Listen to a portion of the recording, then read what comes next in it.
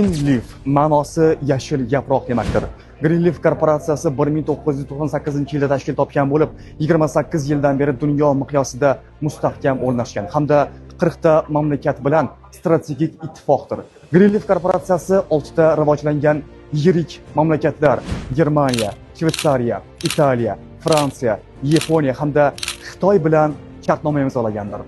2016-yildan beri ushbu davlatlar Greenleaf brendi ostida o'z mahsulotlarini internet orqali MLM sotishni yo'lga qo'ydi. Korporatsiya Xitoyning eng yaxshi tabiati, ekologik toza hududi Suzhou shahrida o'zining kollagen, bambuk, aloe plantatsiyasiga egadir hamda ushbu korporatsiyaning kosmetik parki, diqqat qiling, 107 gektar maydonni egallaydi.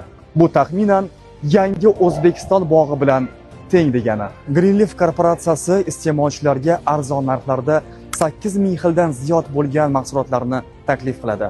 Ulardan hojatxona qog'ozidan tortib tilla taqinchoqlar, kiyim-kechaklar va hattoki elektromobillari ham mavjuddir. Greenleaf korporatsiyasi mahsulotlariga GMP mahsulotlarning inson organizmiga nojo'ya ta'siri yo'qligiga bildirgi berdi.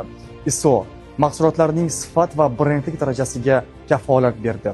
Halol mahsulotlarni har qanday musulmon davlatlari va insonlar iste'mol qilishligi to'g'risida kafolat berdi. UKAS qolgan barcha hujjatlarni tasdiqlovchi yuridik kuchga ega bo'lgan sertifikatdir. Qadrli vatandoshlar, haqiqatan ham Greenleaf yashil barg demakdir.